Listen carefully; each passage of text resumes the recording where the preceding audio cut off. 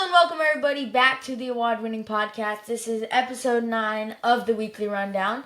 This is my dad. I'm Alex. Let's hop right into this. We're going to start with baseball like we always do. Let's talk about one of the biggest free agents on the market right now, Alex Bregman. Now, do you have any ideas where he might go? You have any thoughts? What could be an option? Zero clue. Zero clue. Okay, so first of all, he has no qualifying offer. But the Tigers are one of the biggest potentials because they had the AL worst OPS at third base, and Bregman can fit perfectly in there. The Phillies are also a good option because Alex Bohm has only one more year till his free agency, so Bregman could be a good addition. And so from Alex to Alec? Yeah, that's true. And the Mets could get him if Alonso leaves the Mets. What do you think is going to be the biggest of those three for Bregman? I think the Phillies. You think he's going to go to the Phillies? Yeah, that's my prediction. Well, I think he's going to go to the Tigers because the Tigers are we've seen them spend money, and I think the Tigers have a good chance next year with, of course, they have a lot of young stars, of course, Tarek Skubal, and he's most likely going to stay with the Tigers. So I think adding Bregman could help them push over, maybe get a pennant or something like that. Could be. Now let's talk about some off-season needs. We're going to do this for basically the entire off-season, and we're just going to do maybe 2 teams per episode. So we're going to start with the Dodgers and the Yankees, just because those are basically the 2 biggest franchises in baseball right now, some would say. So let's talk about the Dodgers. Their top free agents are... Conforto? Yeah, Conforto. What are they going to do with him? I don't think they're going to keep Conforto. He hasn't shown much production for the Dodgers so far. What do you think about that? I think he's gone. You think he's gone? Yeah. What about Kike Hernandez? He stays just because. For sure. Yeah, a lot because of his personality and his persona. Yeah, not just about. He just brings like hype to the Dodgers. Yeah, and he's popular with the fans too. Now here's one that I personally think no, but tell me how you feel about this, Miggy Rojas.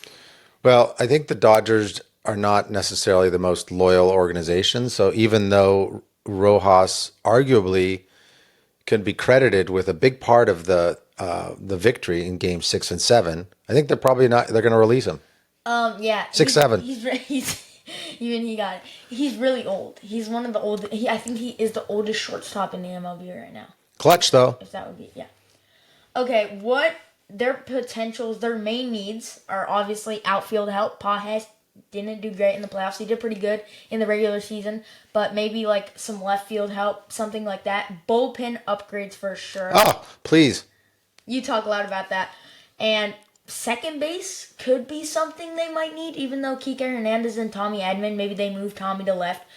What do you think? Tommy doesn't have a strong enough arm. What do you think is going to be their plan for next year? The Dodgers, I think, are the priority. I think is going to be the bullpen for sure. And then probably second base. Second base? Okay. Let me tell you what I think their depth chart will be looking like. Catcher, Will Smith. First base, Freddie, of course. Second base, I do think Tommy Edman is going to be the everyday starter. And then shortstop, Betts. Third base, Muncy. We'll talk about that in a bit.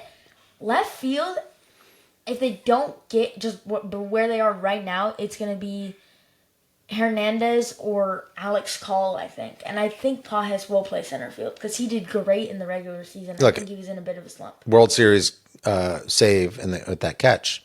Yeah, that's true. But terrible batting. Yeah, in the postseason. Regular season, he was doing great. Yeah. And right field, Teo. So the Dodgers, I think they need to work on their bullpen the most.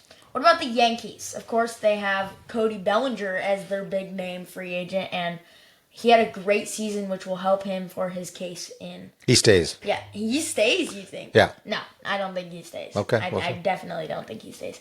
Trent Grisham, he's getting old, kind of. He's gone. He's gone? What about Paul Goldschmidt?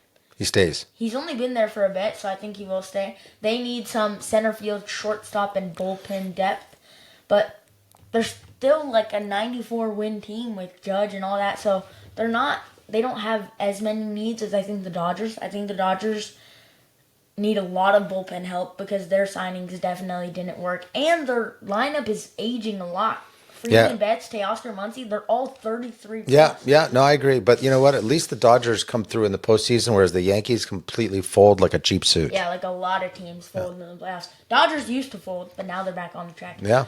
What happened with the Max Muncy signing? You can explain a little about that. They picked up his option. He's back, and I think a lot of people are surprised by that. Yeah, I was But surprised. but I think maybe with that Kike at third, it was okay. yeah, but maybe that clutch home run in Game 7 helped put him over the edge. But I'm surprised.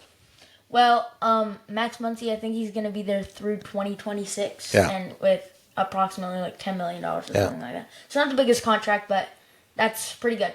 Let's head over to the soccer segment now. A little bit of a trade in the La Liga. Alex Baena went from Villarreal to Atletico Madrid, one of the top teams, for 36 million euros, which is Atletico could be a good addition. They want him to be one of their they want him to help the team be more aggressive in their signings and stuff like that. Let's talk about the wild card in the MLS. It's been delivering a little bit of drama. In the Western Conference, LAFC and Minnesota United FC were the two wild card advancers. LAFC, surprising to most fans, hasn't performed as well this season as they have last season because I think they won the cup last year. But LAFC and that was Minnesota United FC, and then Inter Miami and Orlando City in the Eastern Conference. So MLS Cup is not like for Americans, a lot of people follow it, but it's not as big as, of course, the Champions League, Yeah. which is huge. But it's getting more popular Yeah, it with is people getting like Messi, of more course. popular. Messi and like all of these people coming from Europe. Yeah. It's kind of like a retirement league, some people say, but some people like it, so we'll see how that goes. Big game tomorrow. It's Liverpool versus Man City. Man City is chasing the top of the Premier League. I think they are now 7 points behind Arsenal, but a win tomorrow would help them out. Arsenal tied today versus Sunderland, which was not good. They were trailing 1-0. Then they came back, had a 2-1 lead, and then in extra time, 90+4, a goal from Sunderland, and they don't get the 3 points. They only get one. Liverpool beat Real Madrid earlier this week. Yep, 1-0. Not nice for us, but For you. Bradley was kind of outperforming Trent, and Trent was getting booed. Trent started on the bench. They look lazy, in my opinion, Real Madrid. Yeah, they've been flat the last 2 years. Now, something about like Liverpool fans, when they lose a game, they're saying terrible. Now they win a game, they're saying they're back. Liverpool have been on a roller coaster of a season so far, but I think they will end up getting it together and end up putting a good season through. Let's talk about the NBA. De'Aaron Fox, who has been dealing with some injuries, he plans to make his debut Saturday versus the Pelicans. Fox was a big signing for the Spurs, so they want him to show out right now. The NBA is not the top of my list. I'll be honest with you. I can't get excited. I don't know why. I'm just not enthusiastic about the NBA anymore. Sorry. We're going to talk a little bit about the Mavs, or Luka Doncic trade, how that's played out.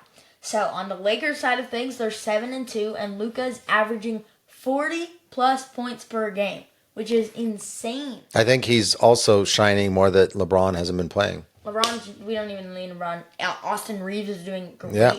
All these guys on the Lakers are stepping up. They're 7-2, second in the West, with just the Thunder ahead of them, and I think the Spurs behind them. I think the Spurs will do pretty good. Wembanyama, it's looking great for him. And on the Mavs side of things, they are 2-7. Yeah, that was the worst team in the entire NBA, I think. Terrible trade. Terrible It makes no trade. sense. No like thought process into this. Just because Doncic was a little bit overweight. Yeah, which so is what? pretty ridiculous. That's not something that's permanent. Nikola Jokic continues to look dominant with the Nuggets, and some concerns for, I think it's Joel Embiid, who has some injury news, and Donovan Mitchell too. So those are pretty big stars who are injured right now and are questionable. Young players like Wembanyama and Chet Holmgren are doing amazing in this start of the season. Wembanyama dropped 50 points, I think, in one of these early games, so that's crazy. He's been doing great, and I think the Spurs could be a contender there. Okay, I think that speaking about Denver, the Broncos are on fire. Broncos are on fire. So as much as I dislike the guy, Pete Carroll, the guy's a success at USC, at the Seahawks, and now the Broncos. I don't like him. He bailed on the Trojans when they were floundering. I mean, when they got were being investigated by the NCAA. But happened? this is years ago, the Reggie Bush era, and he went to the Seahawks back then. But I tell you, he is successful. Broncos, I think, are 8-2.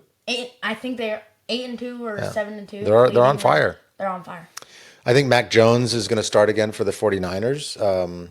And he is also doing surprisingly well this year. They're playing the Rams, I think, on Sunday or Thursday, so that's pretty good. Now, I'm going to tell you what NFL ranks the top 10 MVP candidates right now are. You're going to tell me if there's any surprises on this list, okay? Yeah, sure. You have to tell me if you have any guesses, okay? For the 10 spot, 10 out of 10, you have any guess or you want me to just say? Well, Jonathan Taylor. No. We're going, Jonathan Taylor's going to be way up. It's Daniel Jones. Oh, you're asking about surprises. Well, this is just NFL's top 10 MVP candidates right now. So Daniel number 10, Jones. Daniel Jones. Number 9, any guesses? No. Baker Mayfield. He's been doing pretty good. Yeah. And then we have Micah Parsons Yeah. and Sam Darnold. Yeah. He's been doing well. Yeah, that's valid. CMC. And then a surprising one at, I think it's the 5, Aiden Hutchinson. Guy's a stud.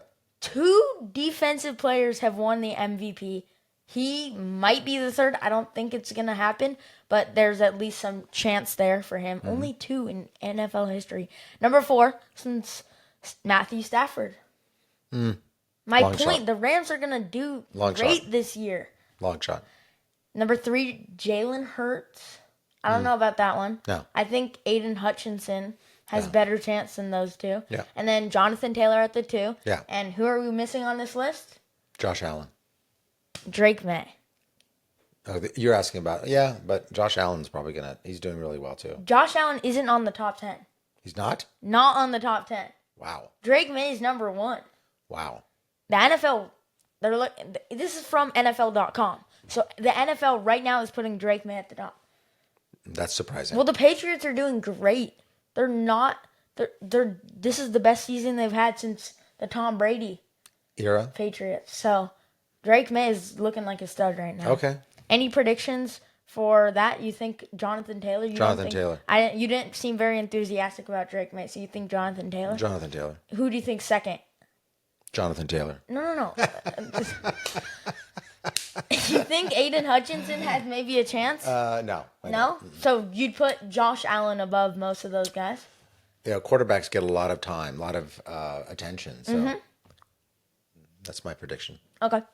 That's about all for today. I'm Alex Awad. This is my dad. And this was episode 9 of the award-winning podcast.